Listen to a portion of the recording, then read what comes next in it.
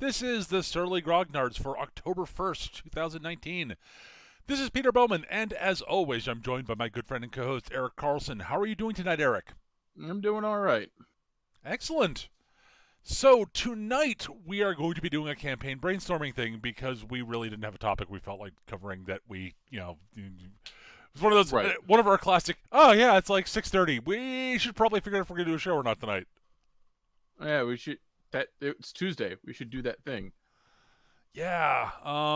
So, campaign brainstorming is one of those things that we can do that it's one of our fallbacks. Yeah, Also they're a lot of fun to do, so they are. They're generally like entertaining for all parties involved. yeah. I think. I hope. Yeah, well, Probably. we have fun, so hopefully you Well, listeners clearly do. you guys are having fun. Obviously. Because if we're having fun, then clearly you guys are having fun, and you guys, whatever we decide to do, you guys will love. Totally, that's totally what's going to happen. Yeah. We Clearly. obviously that's why we have so many legions of viewers. I kid. Also, we're shit at self promotion. Oh Absolute lordy, we're the worst. No, but in all seriousness, like everybody who listens in, we really do appreciate it. It's a lot of fun. Yep. We do this for fun, so it's. At any rate, before we start though, we should probably have you been up to anything of note gaming wise?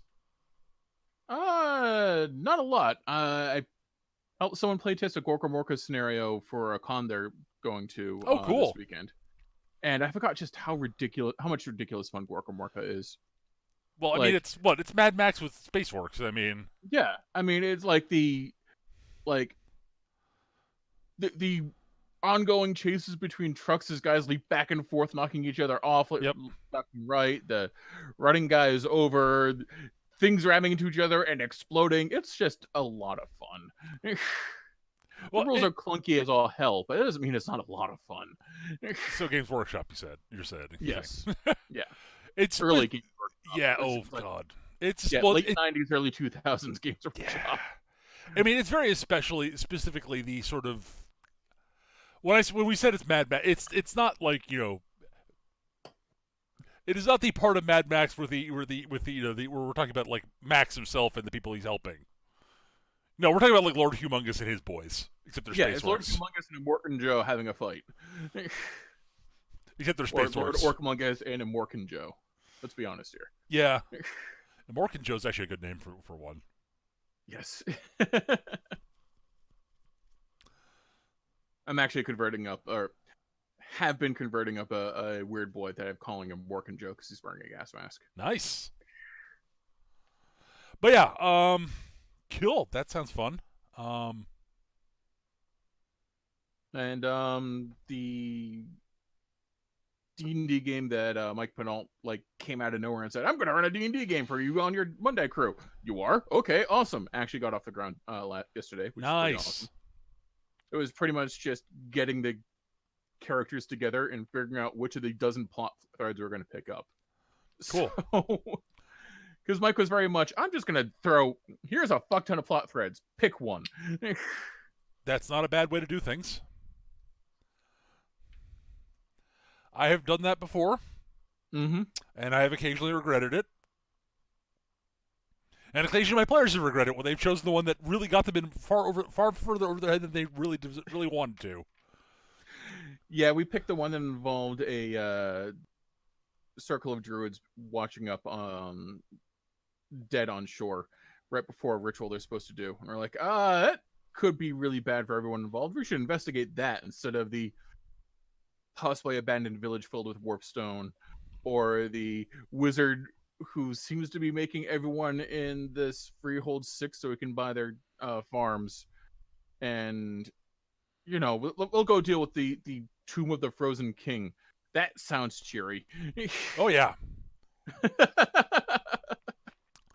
No, I've had on at least one occasion, where I basically did a whole we're gonna throw up a few different plot threads that players could so the players can pick one they want to do, and I'll throw this one in here for foreshadowing further down the road. Of course, that's the one they're going for. Yep. Of course. Why else would they not do that one? So have people drop hints that no, you guys really don't want to do that one. Oh, we're totally doing that one now. Oh my god.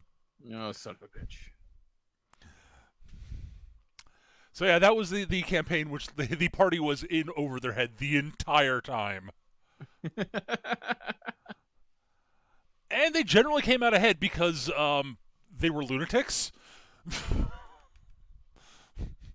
And basically operated by the motto of surprise and disbelief. Either they won't see them coming, or even if they do, they won't believe what they're doing. There's no Of way course. these idiots would try that. That'd be stupid. Wait, they're actually trying that? Are we prepared for that? No. But it's the stupid plan. Yeah, but we assume no one would do the stupid plan. Or do it. So the Gloomhaven crew, because Gloomhaven's sort of a D&D light board game. Yep. We decided to call our team Bad Plan because we always do Yay, the worst Team Bad possible plan. A pulsating portal of darkness that leads to nowhere possibly good that we might not be able to breathe in. Let's jump through it. That sounds awesome. Team Bad Plan. What could possibly go right? Turned out a lot. Huh, go figure. Oh my god. So yeah, for me, the Feng Shui 2 game is still going. Cool. Yeah. We actually have gone to the future where the architects used to be. Okay. Yeah, it's bad. Is it filled with horrible monsters, or is it just like a blasted wasteland? There are technically survivors. Technically. Right. But yeah, there aren't that many horrible monsters. I mean, there are some, but not that horrible. The whole sort of, cybernetic, the whole cyber enhanced demon things. Yeah. Yeah, they're not really there anymore. Right, because no cheat for them to. Yeah, they kind of got wiped. Well, the whole massive critical shift, making the architects basically no longer exist, meant they couldn't have abducted the demons to cybernetic. There are little pockets of. It turns out there are little pockets of the architects that sort of quasi. Well, don't exist per se, but we actually found the abandoned lab we were looking for. Where we were looking for an abandoned lab, basically. Okay. Well, that we heard a rumor of. But I told you about the whole dream demon that's basically trying to screw with us, right? Yeah. Okay, so yeah. So we actually tried fighting the dream demon at one point, and that didn't go well. But the fight in the dream took place in this lab that turned to look like it'd be an architect's lab, and we actually found the actual lab. And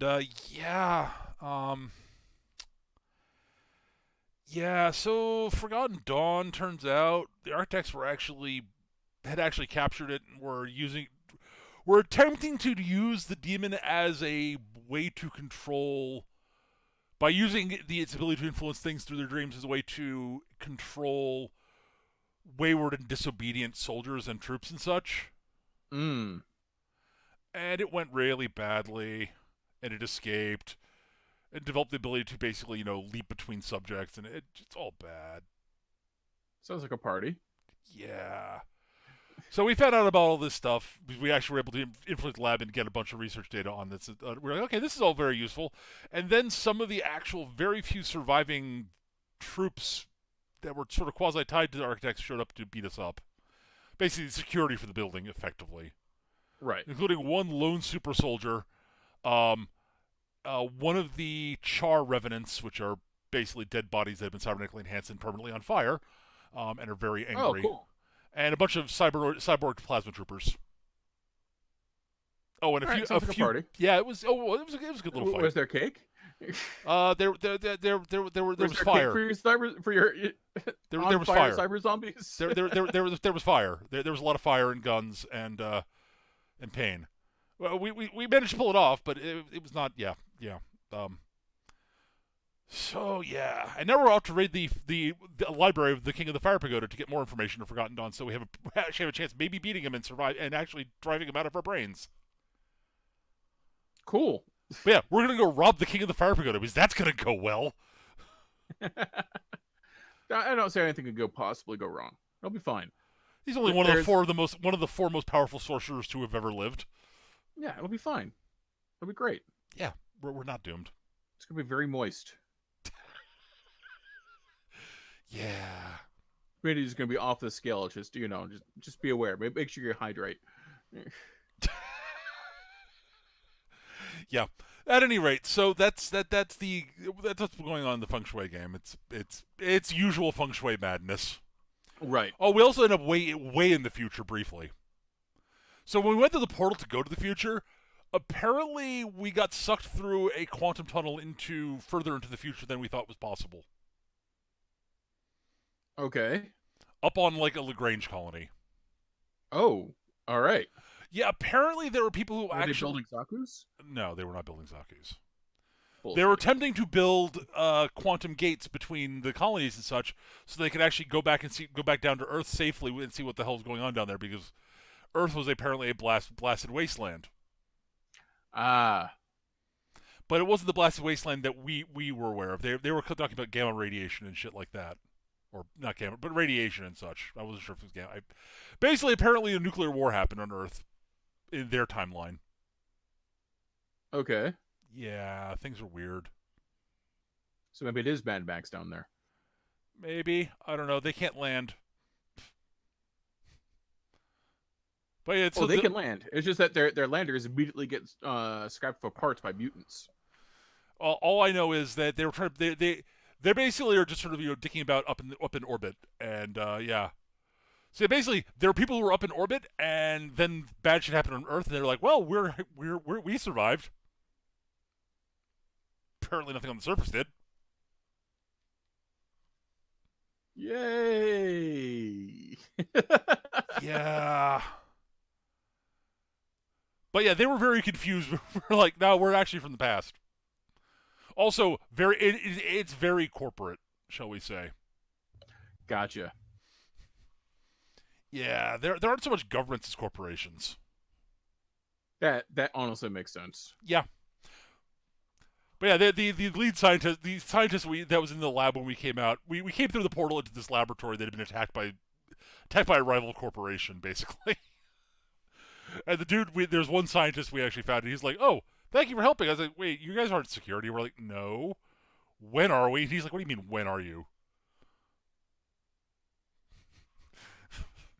It took him a while to convince him that we were even remotely The time travel is actually a thing. Yes. Your version of time travel was a thing. Yeah, So he eventually go to the Netherworld, and yeah, the Netherworld was the thing. Like he was like the fucking. He eventually introduced to we eventually introduced to his boss, who's like, "Oh, the Netherworld. I've actually heard of that." And we're like, "Oh, that's both good and bad."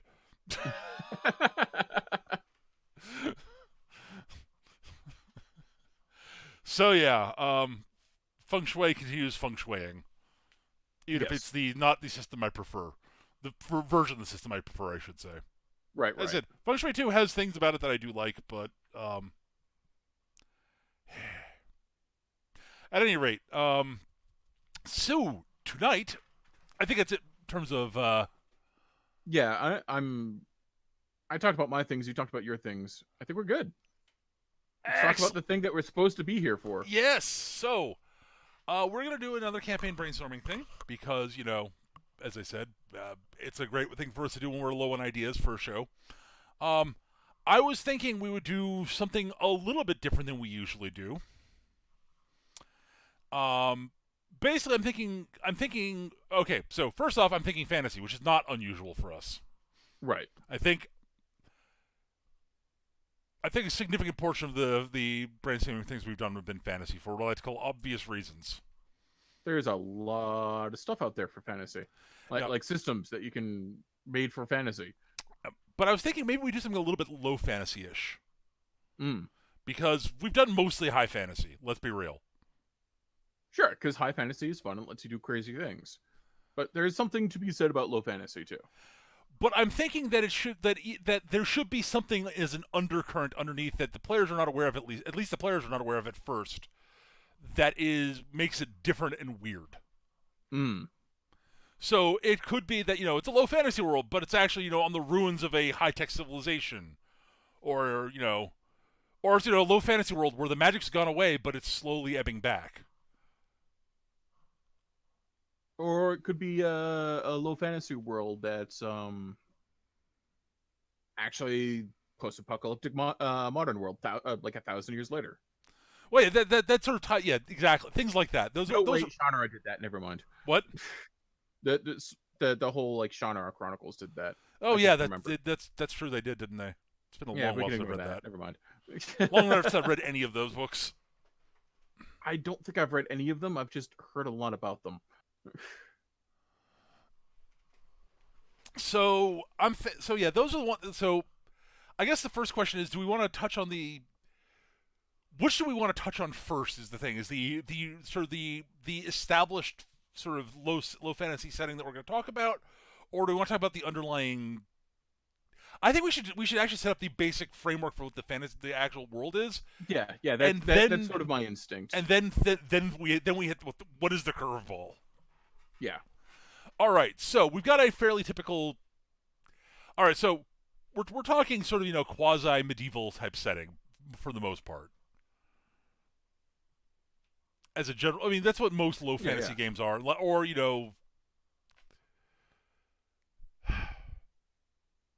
yeah, I mean most of them seem to be sort of around that level of technology. Yeah, quasi medieval, like maybe super early Renaissance if you want. I mean that's you could go there if you want. I mean that's fine. Do we want to go that far? Is the question. I mean, I like my fantasies set somewhere between 900 and 1450 tech wise. but yeah, so like I'm thinking like the traditional low fantasy settings. I'm thinking about actually some of them are actually sort of more Roman era also. Hmm. Well, sort of the sort of swords and sandals type stuff, Right. and Conan. What is right in life? What is good in life? So yes. All right. So let's but figure like general medieval period. yeah, I think that sounds good. So we're talking feudal societies. Yep. Um. So. All right. So we've got ironworking, maybe the beginnings of steel. I mean, Oh steel. no, we definitely have steel. If we're talking like medieval era. Oh yeah, of course we've got steel. What the fuck am I thinking? We totally have steel. We've had steel for a long time. Yeah, no kidding. What am I thinking? Duh. Yeah, iron's really early. Yeah. Duh. Yeah, we've got steel. We're good. Good. Yeah. So we got steel. Yeah, so we got steel. We got. Yeah, so yeah, sort of traditional sort of a lot of what you sort of think of as most fantasy games, except magic's not really a thing. Right. Like I imagine there's like a giant like fistful of superstitions and like little rituals people do that may or may not have any effect on anything. Yeah. I like to think. Okay, so I'm thinking the closest thing to magic that you have is probably like alchemy. Actually, kind of works, Sure. but a lot of it is actually just honest to god science. There's people that's just dressed up in the framework of alchemy. Sure. Like kind of like alchemy in the real world at the time. But there actually might be some things that are a little bit more like a little bit odd. Just to give the players access to some stuff that might make things a little bit less. Well, so while we're doing low fantasy, we want it to be somewhat grim and gritty. I don't want it to be like pure sort of like grind sort of grit fests of doom, Oops, you cut your finger, now you have sepsis and die. Right. Exactly. So like so thinking healing potions are probably a thing. Yeah, healing potions are a thing. I'm thinking they probably don't heal you quickly. Sure. It just speed up the body's natural thing. Right, it gives you sort of slow regeneration. Yeah. Like you took one too many sword blows there. You took your healing potion in the morning, you should be okay. Yeah, right, exactly. You should be functional by the morning and fully healed within a week. Yeah. Like, and that's if you're on like death's door. I'm inclined to go with a little quicker than a week, simply because we're doing this for a game, and we don't want to saddle players down with nothing for a week after. Specifically, it depends on how serious the injuries are. Is what I'm thinking. If you're on death's door, it's probably going to be like a week. which is way better than I being. guess. I mean, But my thought is just like it sucks to be like stuck doing nothing for a week. I know. Um, I'm not, but I'm not talking like you're doing nothing for the week. I'm saying you're not fully back up to fully up to snuff until the week's up. Minor penalties okay. and such. All right. Aches and pain, due to aches and pains and things that like not having fully sorted themselves out. All right. I mean, I'd be willing to try that, but be prepared for like um Mm-hmm. complaints. And And I'm willing to back off that. Yeah, I'm aware. I'm just thinking like I I I do want to still capture sort of some of the feel of being seriously injured should really suck, Yes. but I don't want to be completely game ending either. Right. Because that said, I think that the question is how serious do we want losing how do we want there I don't know. I'm thinking about possible sort of long term injuries being an actual thing, but I don't know how much I want to actually want to deal with that mechanically. It's a thing. Mm. Yeah, I'm reluctant to deal with that mechanically. Yeah, Simply because every group's going to be a bit different in how they want to handle that. yeah, I agree. And yeah, if I want to play like dear God, the world sucks, everyone's dying, and I got stabbed and died of sepsis, I'm going, I'll play Warhammer Fantasy. At least there they have orcs.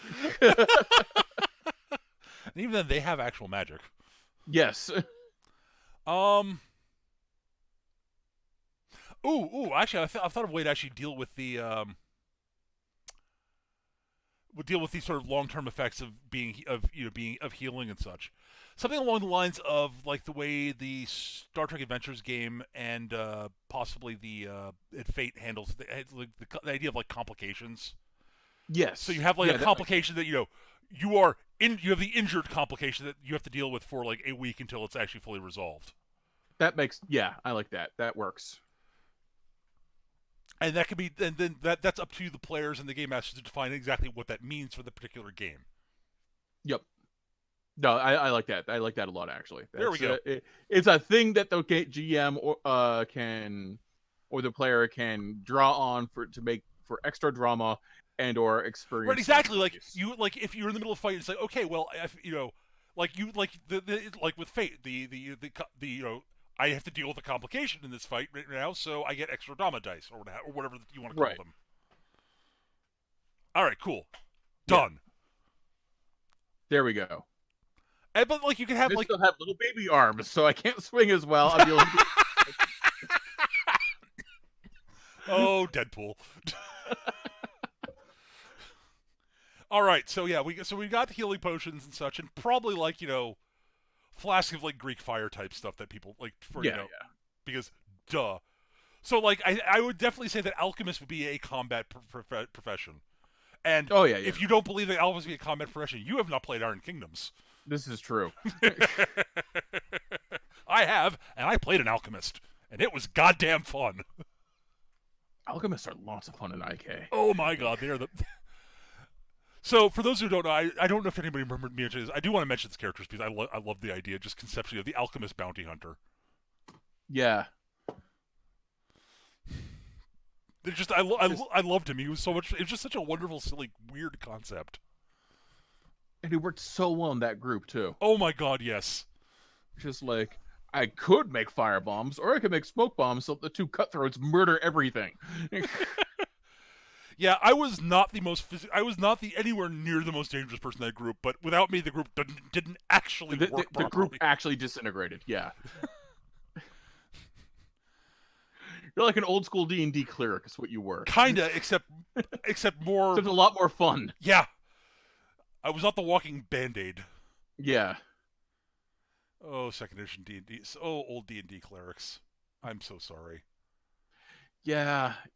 I tried it. It sucked. But that's the reason I like the idea of the alchemist being both the healer and having combat utility through their potions and such. Yes. They get ointments and unguents and all that stuff to heal people, and then they've got Acid flasks and smoke bombs bombs and shit like that. fire bombs and other cool shit. Yeah. And, the limitation of how many of those they have is the fact they gotta make the shit. Yep. So, yeah. Like, some of the stuff is, easier to make than others, because of course it is. All right, yeah, so... I imagine, a simple fire bomb's actually relatively easy to make. Oh, yeah, that's not that hard.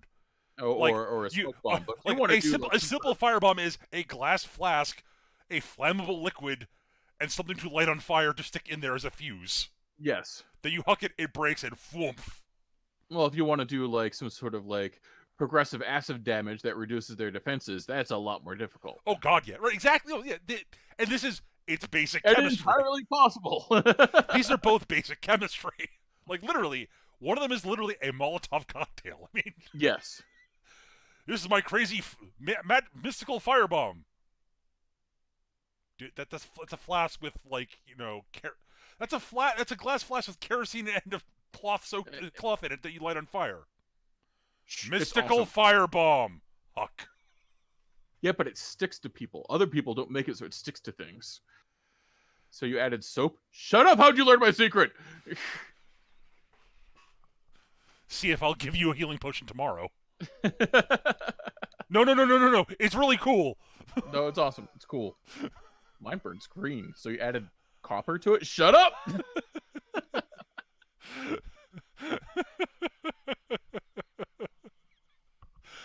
So okay, yeah. So you building characters. You're gonna have primarily. I like to think that I would probably want to use a system of some sort that gives players the ability to sort of at least come up with interesting maneuvers and such that they can do to, and it could be rules like the narrative thing, like Fate or what have you, or you rules. can have a list of maneuvers that you can buy. Right. Build the character, that kind of thing. Or something like the shticks that Feng Shui uses for martial arts and such, the fu shticks. Or it could be stuff built into the class, right? That you choose. All this sort of thing, but stuff to make Bob, who is a great sword fighter, feel and he operates differently in terms of what he does in combat from Fritz, who's the dude with the mace and the shield. Right. They do different things. And the dude with the longbow feels different than the dude with the crossbow. Right. But that's a system thing, and it's not really what we need to focus on. Yeah, so that's not a world thing. All right, so we've got it's a it's a medieval world. It definitely feels like we're in Europe, effectively. Sure. Yeah.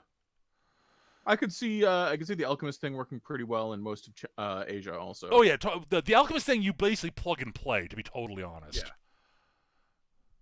Yeah. But yeah, I'm gonna fall back on Europe because it's what I know. Yeah, it's what we know best. I would say the alchemy stuff probably is sort of lingering stuff from if it was actually Europe, it'd be stuff like leftover knowledge from the Moors or the Greeks or what have you. Yeah. Probably from the Greeks and the Romans, actually, thinking about it. I mean, hell, the Moors actually, the Moors could show up and bring some of that stuff too, because the Moors actually did goddamn science. They did a lot of science actually. It's called the Islamic Golden Age for a reason. Yeah. They invented the concept of zero. Yes. Which really doesn't seem like a big thing until you really start thinking about it. Then you're like, so you think about it, it's like, holy crap, that's all of math. That's the entirety of modern math right there. Yeah. Oh my God. So yeah. Let's see, what else do we need though as a thing? So probably some sort of church. We're leading into medieval Europe, so let's figure what's the word I'm looking for? Something similar to the Catholic Church or the Orthodox Church or something like that. Like some sort of central theocracy. Yeah. Um, I like the idea. Here's the thing. I like the idea that there being a prominent sort of monotheistic church, or not necessarily Hmm. doesn't have to necessarily be monotheistic Yeah, actually, not necessarily monotheistic, but just there'd be a primary church. But there should yeah, be pockets of like old faith around also, just because that's the sort of thing that happens. yeah, no, absolutely. Like that happened all over Europe. Like they might not even consider themselves pagan. It's like, no, we just leave stuff out for the fairies. It's what you do. Right. And so that would definitely be what happens in some places.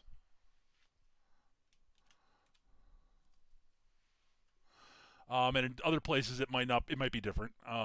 Right. So yeah, I like that idea. Let's see, what else do we need? So we got that. We got that. So okay, so I think we should probably focus on looking at the local setting we want to work with. Just because like it's we given the type of world we're talking about, focusing like it's sort of one of those things that like the players it should be one of those things where we start small and expand outwards. Hmm. So much like that first that first fantasy setting we did where we started with a village and worked outwards from it. I mean, we got so you've got to actually maybe not. Maybe we actually should talk like. So here's the question: Is all right. So the area that the campaign is going to be set in, Right. we're definitely talking medieval Europe type area. What part of Right. Europe do we want to do this in? Because the part of the part, so I'm not talking about like literally what part of Europe, but like in the environment we're talking about. Are we talking about? Right. Are we talking about sort of southern Europe, so down by sort of Like down by the Mediterranean, or Mediterranean, really warm kind of deal, or do we want to do like up north so way it's up north colder, with the where it's cold and harsher? Do we want to? or do we want to go all the way up to Scandinavia where it's really fucking cold? Yeah.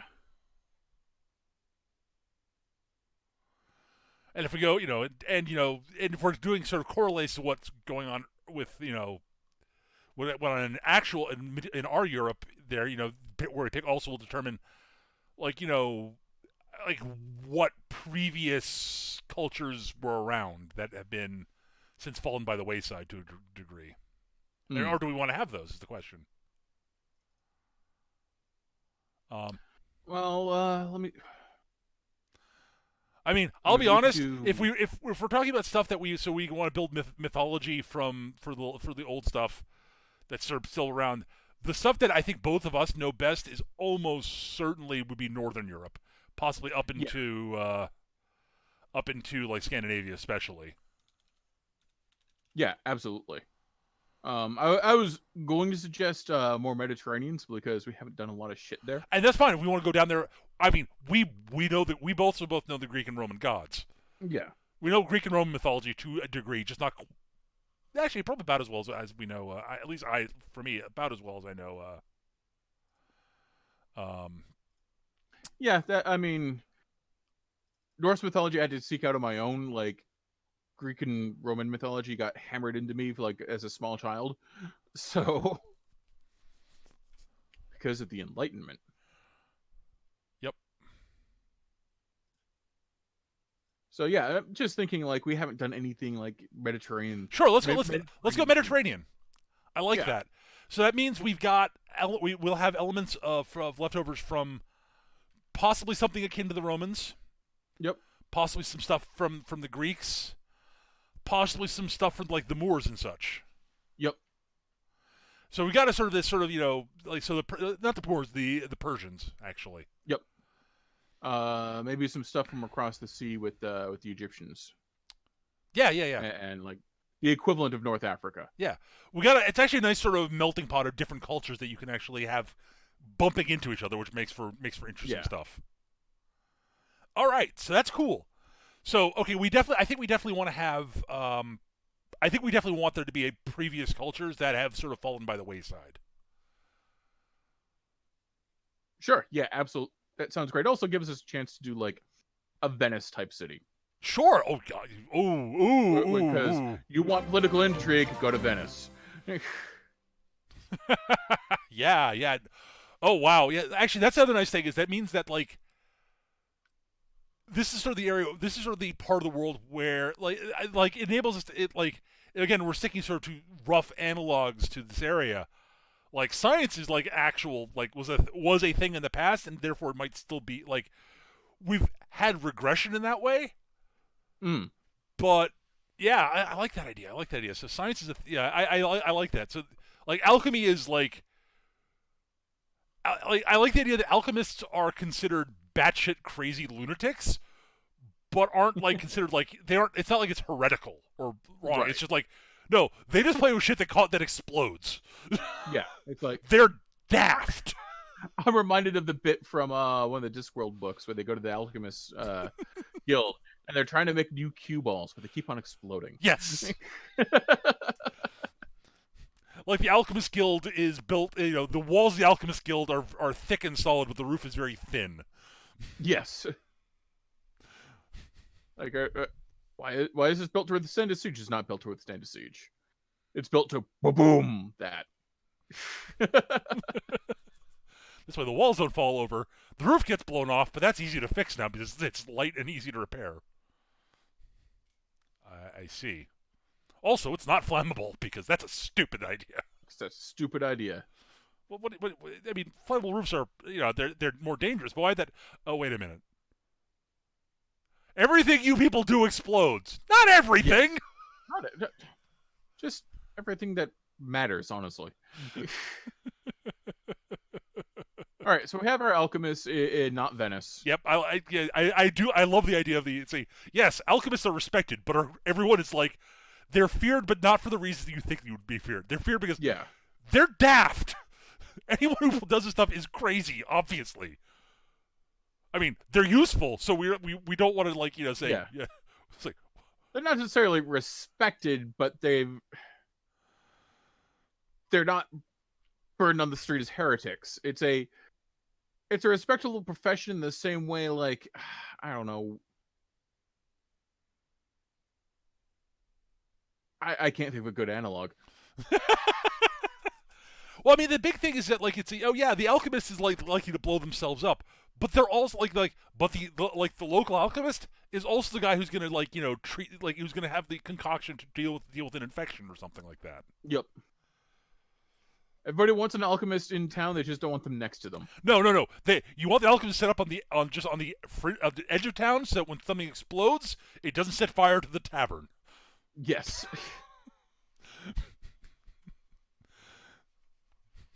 And the good alchemists are the ones who aren't actually insulted by that.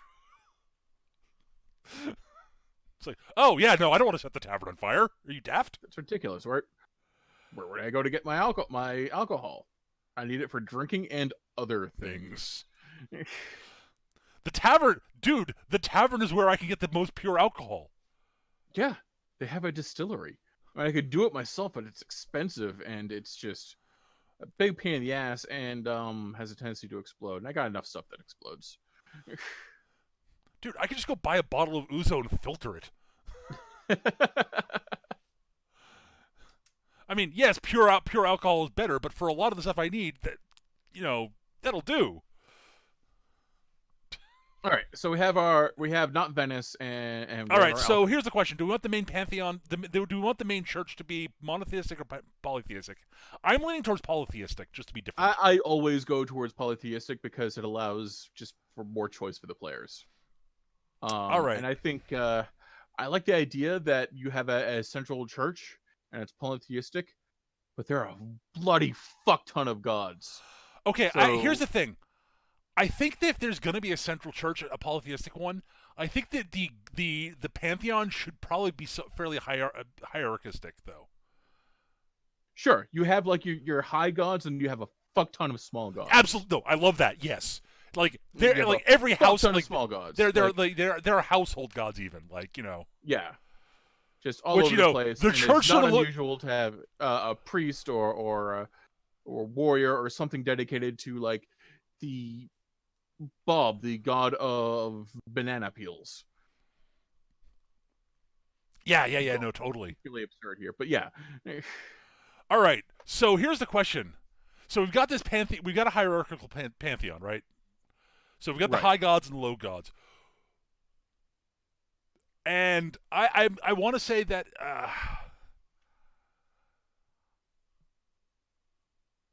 So who's the head honcho, or honchette maybe even?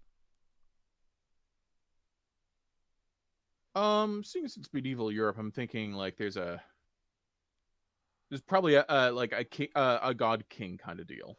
Yeah, I'm actually here's a thought for just being a little bit different, just for a different spin. Sure. There, the heads of the pantheon. There are two, and it's like it's either a brother and sister or a husband and wife. One of the two. Okay. Just Yeah. so there's more there's less, just to be different from Europe. It's Sure. I don't want to Yeah. go either purely patriarchal or matriarchal. I want to do something different. Okay. Yeah, I could see that. Yeah, I could see like depending on like the situation, like that god is considered to be in charge. Like if at war you've got like the male god or something like that, but in peace times you have the female god. Or vice versa if we wanted to. It really doesn't matter. Sure. But I like to I like it. Here's the thing. Here's my idea. One of them is the war god. One is the builder. Yes. So yeah, like Yeah, one is the like, one's the deity of war. One's the deity of roads and aqueducts. yes. Because roads and aqueducts are fucking amazing. Oh. The war god's also the god of the good harvest. Ooh, I like it. Yes. Because an army marches on its stomach. Yes. Yes. Ooh, actually, I like that. Here's one idea, Eric. There's a minor god who's been elevated to the higher pantheon. The god of salt. Yeah, yeah. Because salt's super important. Because salt is super important. Once they actually discovered how important salt is, oh god, that guy got elevated. Oh, and he's generally prayed to as the overall patron of alchemists. Yes. Yes. Yes, I love it. I love the idea of a god of salt. That's just... Yes. I don't know why that popped in my head. It just did. Just bang. It makes perfect sense, though. Yeah, it does.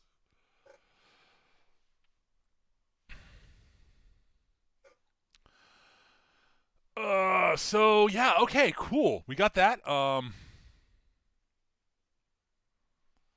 What else do we want? What else do we need? So we've got I mean, so gods. We've got a. we'll have a pantheon. So we've got the the war god, who's also the god of the good harvest, Right. and the god of roads and harvests, the roads and and aqueducts and such.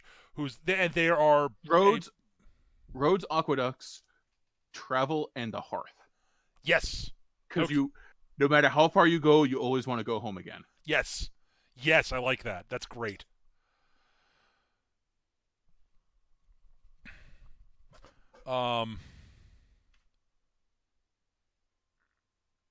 Yeah. So those are the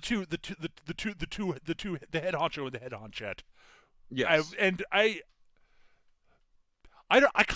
debating whether I want to be a brother sister pair or a couple. I'm inclined to. I'm inclined for the brother sister pair personally, but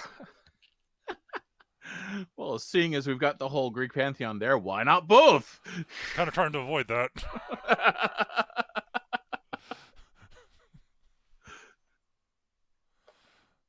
But it'd be kind of interesting to have Hestia being in a position of power effectively, Yeah.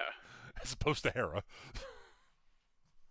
Batshit crazy Hera. I mean, that's not fair. The entire Greek pantheon, except for Hades and Hestia, were like.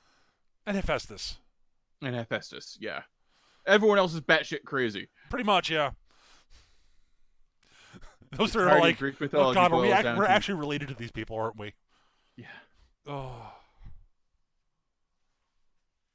The entire like Greek mythology boils down to: can I stick my dick in it? And stop that, Zeus. Your answer doesn't matter. It's I already did it. Can I stick my dick in it? No, Zeus, you can't. I already did. Too late. God damn it. Ugh.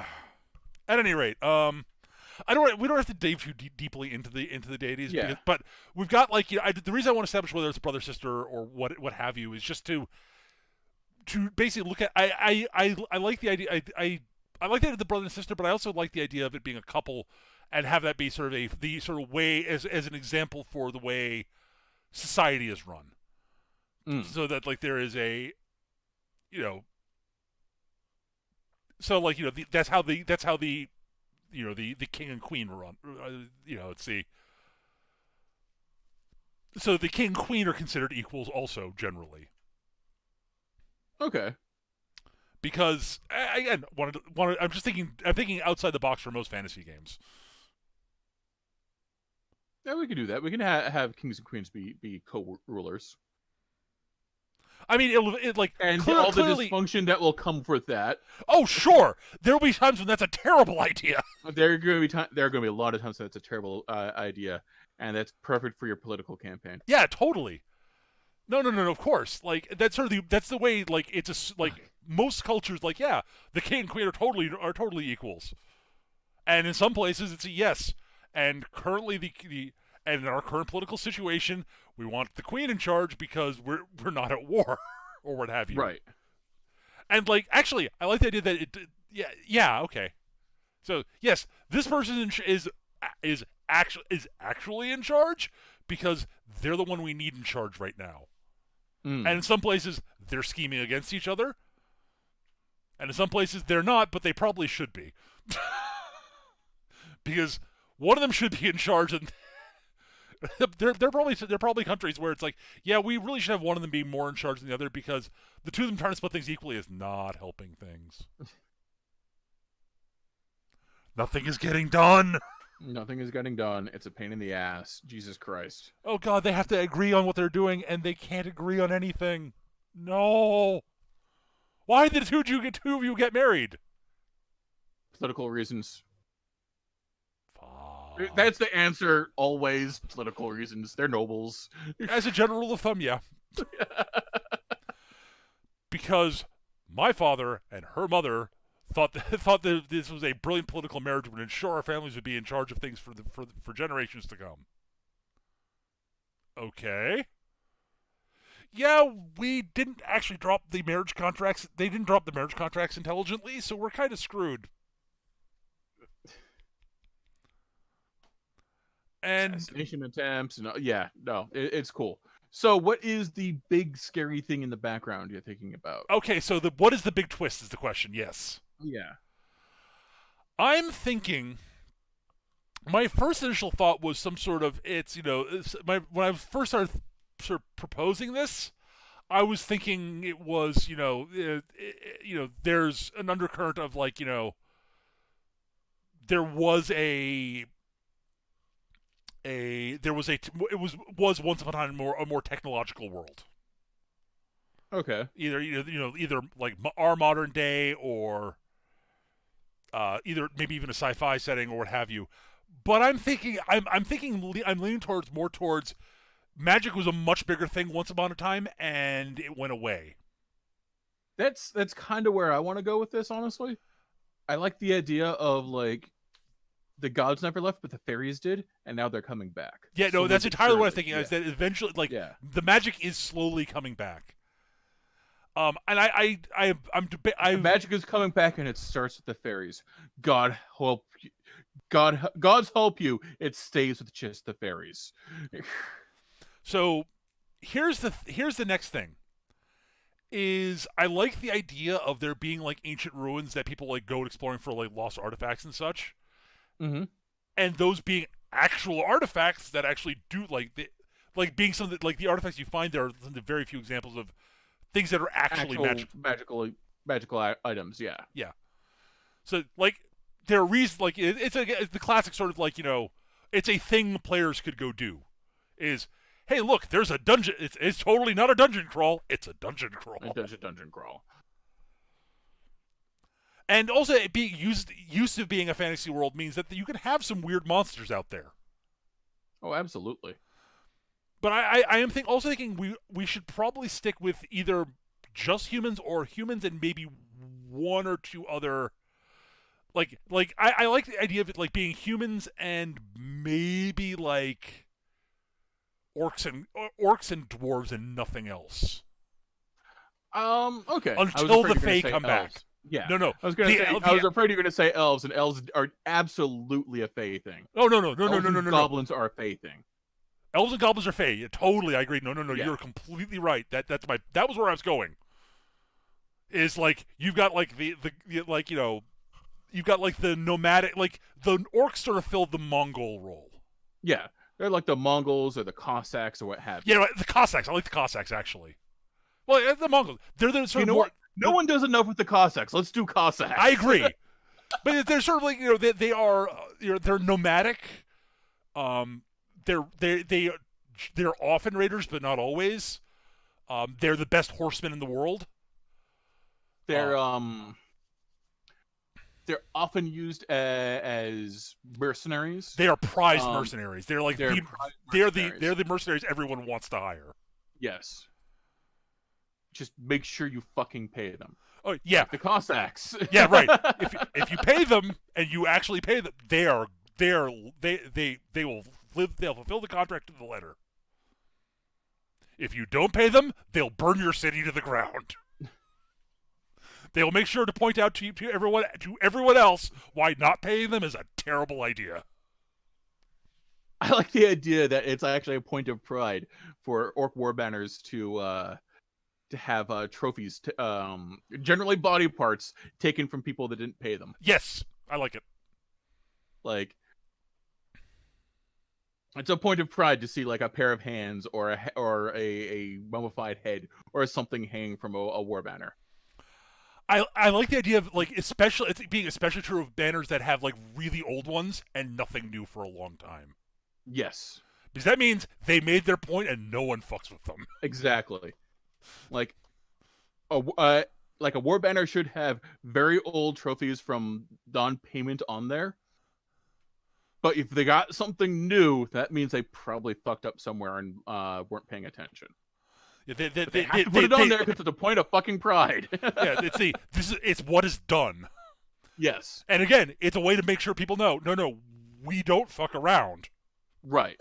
Oh no, you people thought we fuck around. You thought that this was just an old thing we used to do. No. No. No, you have to pay us. D20 in the chat says, can I play a pyromaniac alchemist orc? Sure. Yes. Absolutely. That sounds like a lot of fun. So I like the orcs being that, and I like the dwarves. Here's the thing. They're like the dwarves have largely moved out from the mountains and are living in the cities with the humans. Sure. Because there's just more stuff there. Like back in the mountains, that's where you can mine stuff, but dude, the humans can grow crops, and we're sick to fuck of mushrooms. Mushrooms are great and all, but you can only do so much with mushrooms. Well, when I say you can only do so, there's a lot of things you can do with mushrooms, especially if it's the only thing you got. But we got very creative with them, but we're really tired of them. We got very creative with mushrooms and rodents. But holy crap, have you tried mutton? They have this thing called garlic. Fish! Oh my god, fish! That isn't blind and disintegrates in your hand. Dude, like, see, like out there in that ocean thing, there are these like big fish and oh my god. Dude, have you motherfucking tried wine? Holy shit, wine.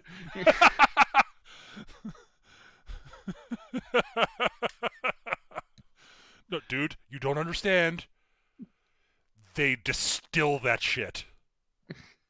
They go from wine to brandy. Holy shit, man. I like the idea that dwarves are actually the first distillers and taught the idea to the humans. The humans went, so what if we did it to wine? What's wine? You should have some wine. Yes, because the dwarves the only way we really make our alcohol's made from mushrooms. You have to distill this shit. Mushrooms and rat bits. You have to distill this, otherwise it's undrinkable. What if we were to distill something that was drinkable already? What? What do you mean, just distill something that's already drinkable? Oh dear. Okay. Oh, oh. You know, we I just love the idea of like it just slowly over generations, dwarves started moving into the cities away from the mountains because. Sure. And no, there are still dwarves live in the mountains because Yeah, you there's need still miners. dwarf holds and mines and whatnot, but like like dwarves have become heavily integrated into human Yeah, society. yeah, totally. And it's affected both cultures both ways. Yep. You know, humans have picked up some dwarven traits, dwarves have picked up some human traits, Yep. and the orcs think they're both daft. Beards are a big deal for both humans and dwarves. Yes. Like the how well coiffed your beard is, not necessarily like the big long stupid long beard is very big for like dwarven traditionalists, Right. but like most the beard is important, and how well groomed it is. The length doesn't matter. It's how well groomed it is. Yes. So you end up with like ridiculous curly cues and all that other like batshit craziness. Yeah. The more like yes. Yeah. Handlebar mustaches are a big deal. But yeah, I like that. Yes. All right. So we got but yeah, the magic's coming back is the big thing. Yes. And that's a big deal. Like It somebody seeing, somewhere like, in some forest spotted an elf and was like, "The fuck is?" It's like, "Oh, it's a very good looking human. Why are their ears pointy?" Wait, that rings a bell with some. I'm gonna go talk to the priest because he told me a story about some fucker with pointy ears and it was a bad thing. So I'm gonna run away right now. the doom and doom of the doomed elves. Father, Father so and so, Father Giuseppe. Yes, my child. Pretty dude with pointy ears in the woods. At least I think it was a dude. I couldn't tell. He didn't have a beard. Because the elves don't have beards. Right. We're sorry, the priest is like, oh no, oh no, oh no, oh no. And talks of like, and like children being like stolen out of their cribs with like wooden dolls left behind Yes. by the goblins. Yes. Or like goblins stealing children out of Oh, their God. cribs and leaving dolls. The and goblins like, are like the orcs' boogeymen to a certain degree too. Yes. Yeah. Orcs go, holy shit, what? You saw a what? They're not real. Shut up. No. Nah, you don't screw with a goblin. What do you mean? What you could? They're like they're tiny. Dude, they're iron shoes, man. Don't fuck with the ones with the red hats. Do not fuck with the ones with the red hats. They all know magic. All of them. You don't understand. What do you mean? But magic's not real. Oh, they it is. know it. They know. If you see goblins, they know magic. But magic's not real. Tell them that. Actually, better don't. Run. Well, what about the elves? The elves or whatever. They know. Elves have their own magic. magic. They know magic too, but they're not like they're not vicious like goblins. Elves you can deal with. Elves, it's very simple. You stab an elf, it dies. You don't talk to the elf. That's a bad idea. Because they know magic too. They always try to trick you with wordplay. Fuck that noise. Stab the elf. That's the orc plan. Because it's an orc Goblins plan. don't bother with the wordplay. They go straight to pulling the meat off your bones with their iron teeth. Yeah, a goblin will kick you in the nadgers with his iron shoes and start pulling the flesh from your bones with his iron teeth. Don't fuck with goblins. Whether or not goblins actually have iron teeth or not is who knows, but that's part of the myth. Yes. I just love the idea of the one thing orcs are all terrified of is goblins. It's just no. You do not fuck with goblins. Well, what do you deal with them? Well, okay, you get on your horse and you ride away. Well, what if you don't have that option? I hope your will's up to date. Fuck. You got a rock? Throw it at its head. Keep throwing rocks at them until they go away. I don't know. I like that there's like a bunch of like each group of orcs will have a different like way to deal with goblins. Yes. Like okay, you throw caltrops in the way. They won't step on them, but they'll be compelled to count them. But it has to be iron caltrops. Can't be steel. or like ones like Do you have spoons? Give him a spoon. He'll be so enamored by the distorted reflection in the spoon, it has to be well polished, that he'll be able to sneak off. Just But yeah, crazy, like, fairy tale shit yes, like that. I love it, I love it, I love it. Yes. So yeah, you've got this sort of weird sort of Mediterranean culture where sort of smack dab into Celtic mythology. Yes. Just I wham! love that shit. I love that bizarre shit. Yes, it's so good. I agree completely. And yeah, then it like turns out that there are elves you can that like, you've got the whole Seelie Unseelie divide, and the Seelie are less malevolent. Yeah. Like they might not screw you over, and they will never lie. Oh.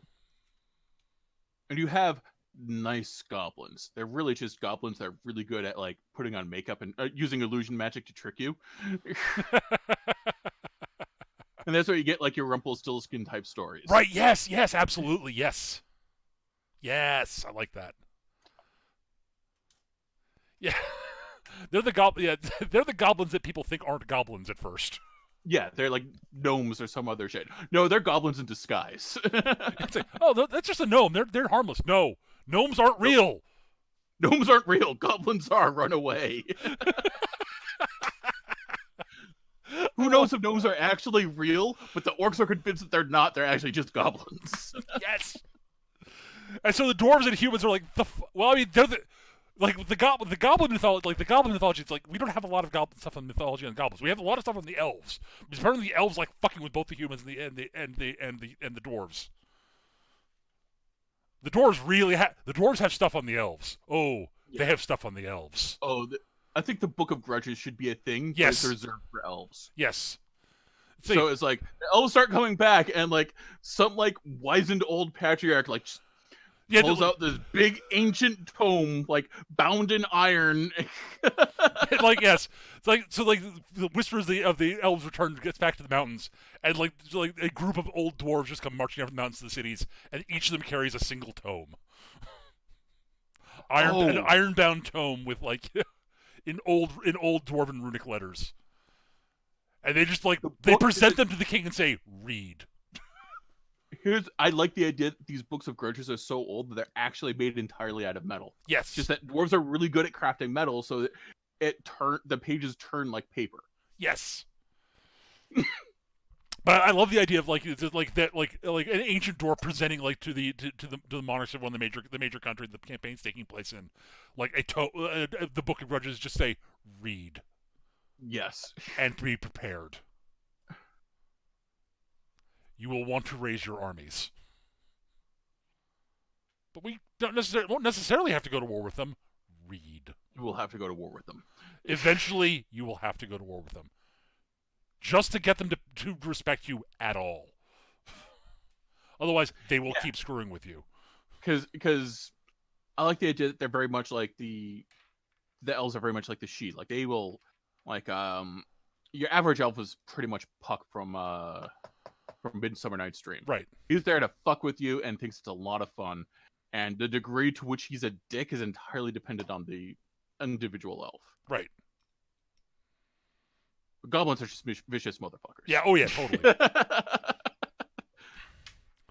Like, he might pretend to be Rumpelstiltskin and give you a great deal, but the deal is just to, like, open the door for other horrible shit that he's going to do. Right.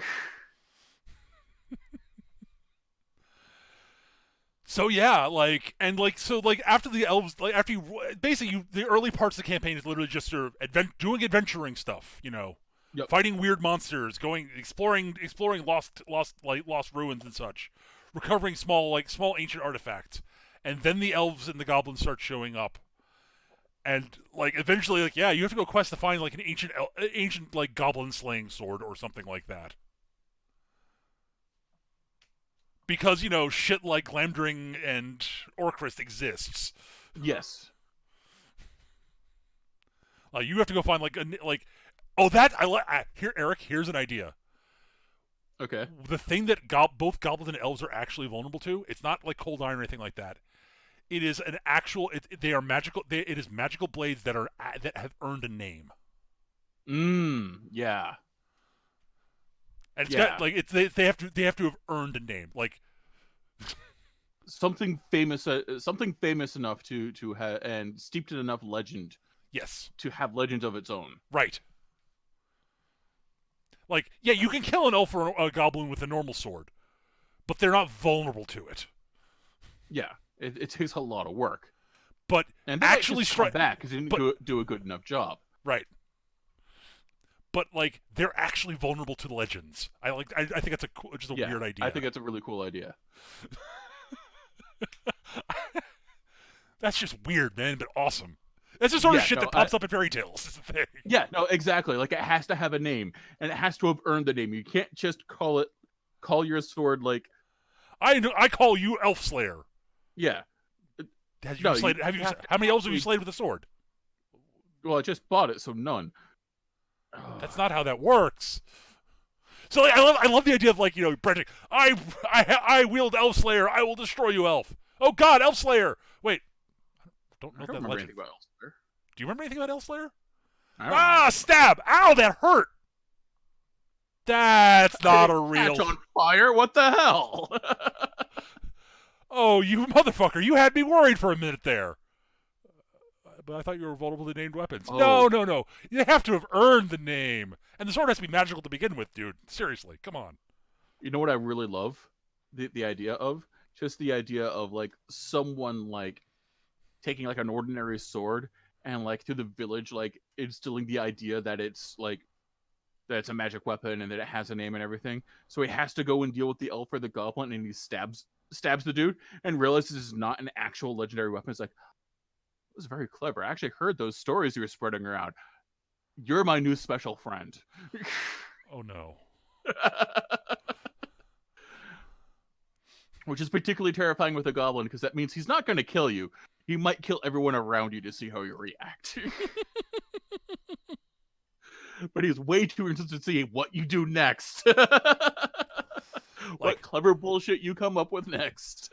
Because that was clever bullshit, and I gotta see more of that shit. I love me some clever bullshit.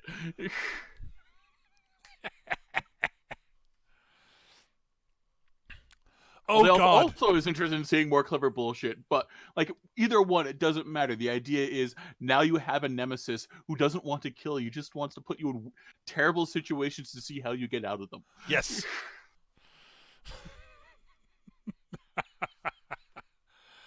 Oh, that's good. That's a really good idea for a nemesis. Yo, wow. Yeah, I really like that. That's awesome, dude. Ooh, actually, I thought of one other thing. Just because they're punching up for setting things on fire and acid and shit. Goblins really don't like alchemists. It's not that they're particularly vulnerable to them. It's just that they're always setting me on fire and shit. And it's really goddamn annoying. You know how long it takes to grow back all of your skin? Longer than you think, and it's itchy the whole time. I mean, and yes, you can burn me to death, and that sucks. That like, dude. I mean, come on. Oh yeah, that's the thing. Like that's the only way to permanently kill an elf or a goblin. You can kill them with a regular sword, but it has to be a legendary one to permanently off them. Otherwise, you just kill them for a year and a day, and they come back pissed off.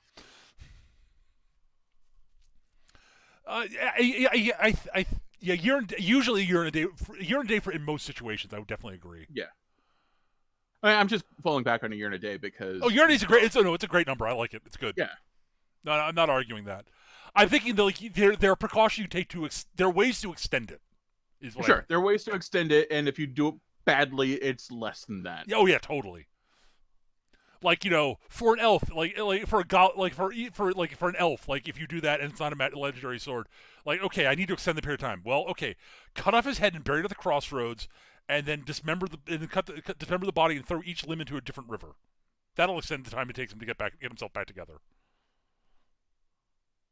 But you have to bury the head at the crossroads. With a goblin, you have to throw him in a forge and scatter anything made from the forge for the next week. Bury and throw anything made from the forge for the next week in some large body of water. Yes, stuff like that. Yeah, totally. Just crazy shit like that. Yeah. Again, going back on the particularly batshit insane stuff from fairy tales. Yep.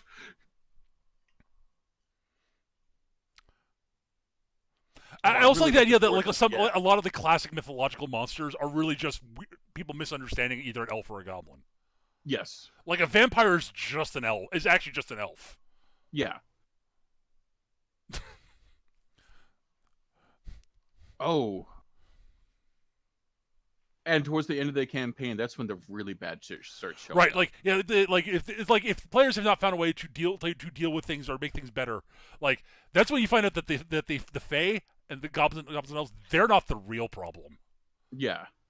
That's when you start getting shit like drawn from D&D beholders and mind flayers and shit. Or like Shoggoth and Elder things. That's when you start getting the abominations. Yes. Yeah, that's when you start getting the really horrible shit. And like the elves and the goblins know that's coming, and they don't want it either.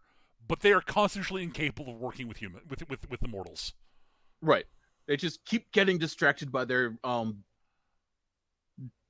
dickish instincts, shall we say? Like there are individual elves who are like, yeah, we know we can't, we know we should work with the mortals to close off the portals. We're through. The portals should be closed, but we can't close them permanently. Otherwise, if we close them permanently, we lose our magic and we can't. We're no longer immortal. Fuck. Well, we can't have that. Like being mortal sucks. But if we leave the portals open, then the old ones come through, and that's worse. Fuck. What do we do? I love the idea that there's this contingent of elves who try to work with humans but keep on fucking it up because they just like, and guess what, Bob? Your wife's a donkey now. What? See? Is that... I It's told you I was funny. going to make an ass out of her. Huh? Huh? She's going to make an ass out of herself. Huh? Huh? It's a pun or play on words. I know it's hard to understand. Fuck you, I'm going home. Dude, it's hilarious! Oh, Can no, you change her no. back? Why would I change her back? Fuck you, I'm going home. No, we have to close the portal, Bob. Bob? Bob? But she made an ass of herself. It's funny. Come on, man. Don't you have a sense of humor? Oh. Dude's such a pig. Oh, I have an idea.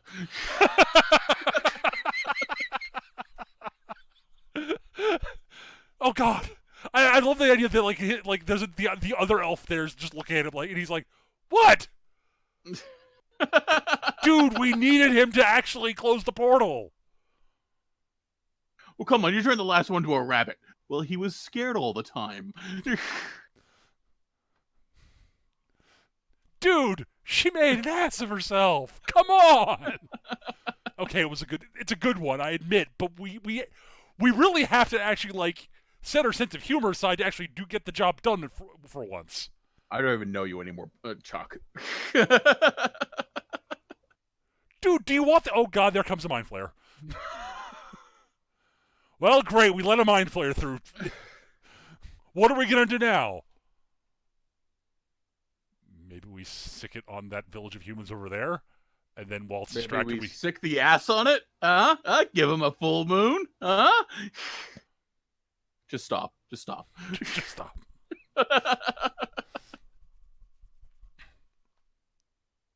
You know what? I'm just gonna let it eat your brains. I'm just gonna let it eat your brains. You clearly don't care about the work anymore, but you clearly don't care about the humor anymore. No, I'm going to go work with the goblins. They at least have a sense of humor. Oh.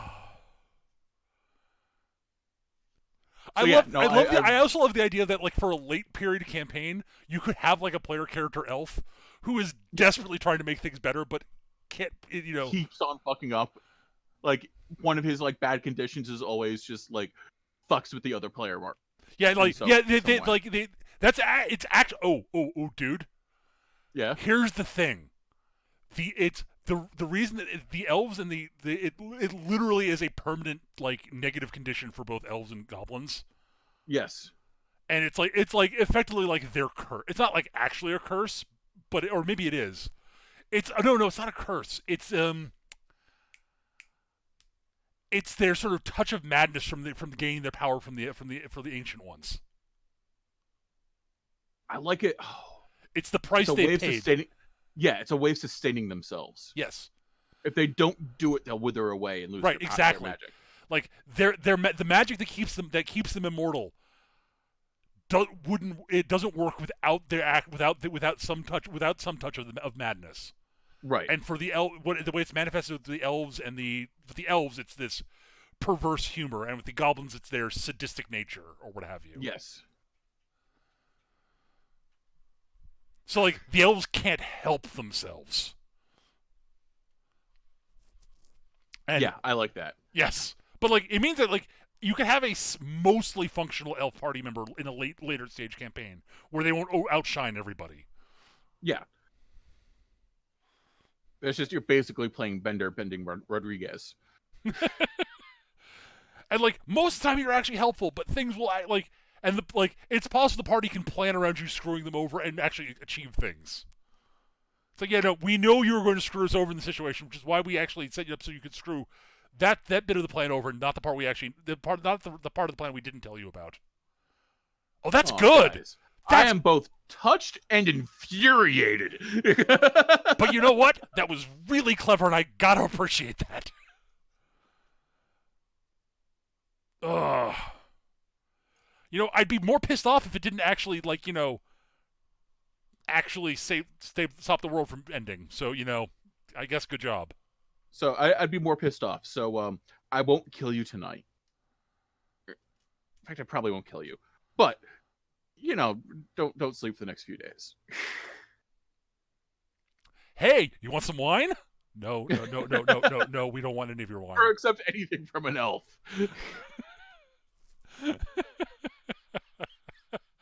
Like that. Oh, that could be just an old saying that like gets tossed around by the dwarves like before any of this shit starts. Like it's just an old saying. Never accept anything from an elf. And it turns out, yeah, don't. Of like, Boris so and so's carrying gifts.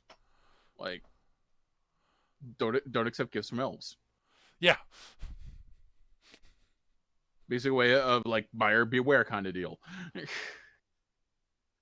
Yeah. All right, I think we've got a basic sort of premise for a setting there, I think. Yeah. And an actually kind of wacky cool one. A decidedly weird one, but... Yes. No, I like that. Like, you're all playing, like, humans with, like... for the first, like, going by, like, standard RPG thing, the first few levels, you're, like, standard humans doing stuff. And then an elf shows up. And then babies start disappearing, and that's when things get weird. Yeah. Okay, so we've got a setting. I like it. So, that's gonna do it for this week, I think. I think so, yeah. I think we're about on time here. We are. We got a little bit long, but that's fine. We got a little bit. We've not gone long for our brainstorming episodes. Those tend to go a bit longer. Right. Those typically run a little long. So, thank you everybody for watching. We hope you enjoyed it. We normally save time at the end of each episode for viewer questions. It's a brainstorming episodes. We usually don't do them at the end of these because we tend to go a bit long. However, for viewers, I've got a thing for you all. I'll get to the questions in a second, but actually, so yeah. But if you've got questions for us, I should say, you can email them to us. Our email address is surlygrognards@yahoo.com. surlygrognards@yahoo.com. Or you can post in the comment section on YouTube, or I guess you can hit me up on Twitter. My Twitter handle is @MechaGM. If you've got questions for us, suggestions for shows we could do, topics for shows, we love those. If you've got feedback for us, ways we can make the show better, that'd be great. Also, I've got a question. I've got something for everybody else, for the viewers. Let's assume that you were going to be playing in this campaign. What sort of character would you want to play? I'd love to hear some character ideas from the viewers. I think it'd be kind of fun to talk about. So that's one thing, and possibly,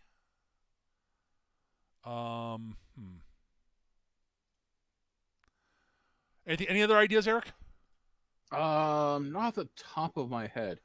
I'm gonna think of like a dozen things like in about an hour. Yeah, like character ideas would be kind of cool. Maybe like an adventure idea, an artifact that you think would be cool for the players to find, a player in this campaign to find. A named sword and what it does, Yeah, or axe, or hammer, or whatever. yeah, right, exactly. A named weapon and what it does. Right, yeah, and exactly, And the legend behind it. yeah, exactly. Yeah, that'd be really cool. Like it's, as an example of a named weapon or yeah, or if you've got an idea for a particular god, like either major or minor god, we'd love to hear that too. Or some alchemist concoctions. Like, just like I'd love to hear what the viewers like ideas this is spark that might spark in you. I'm curious. So yeah, if you got any of those ideas, shoot them, either post them on YouTube or shoot them to us via email. We'd love to see that. I think it'd be kind of fun. Yes. But that is going to do it for this week, everybody. Thank you so much for watching. I hope you guys enjoyed the show. And we will be back next week with probably 3-minute anime, actually, because I think we'll probably be able to finish up the current show this weekend. Is it only 12 episodes? 13. Jerk off bastard series.